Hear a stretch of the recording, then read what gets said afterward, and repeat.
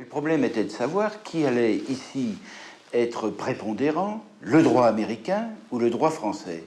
Or, cela aboutit à une décision de la Cour de cassation qui est très claire et qui est très protectrice des réalisateurs. En France, aucune atteinte ne peut être portée à l'intégrité d'une œuvre littéraire ou artistique, quel que soit l'État sur le territoire duquel cette œuvre a été divulguée pour la première fois. Ces règles sont des lois d'application impérative.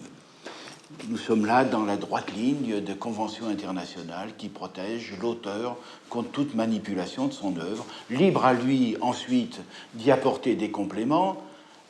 La colorisation, le tribunal n'avait pas à prendre parti sur la qualité esthétique ou non.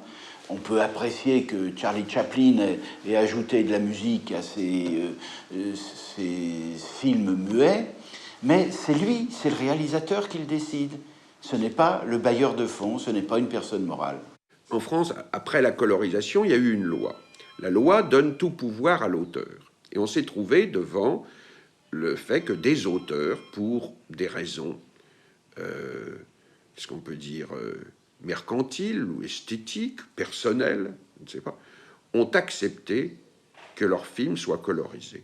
Et là, bien que moi, je sois tout à fait opposé à cela, je suis forcé de m'incliner. Je le regrette, mais je suis forcé de m'incliner puisque c'est le metteur en scène qui le désire.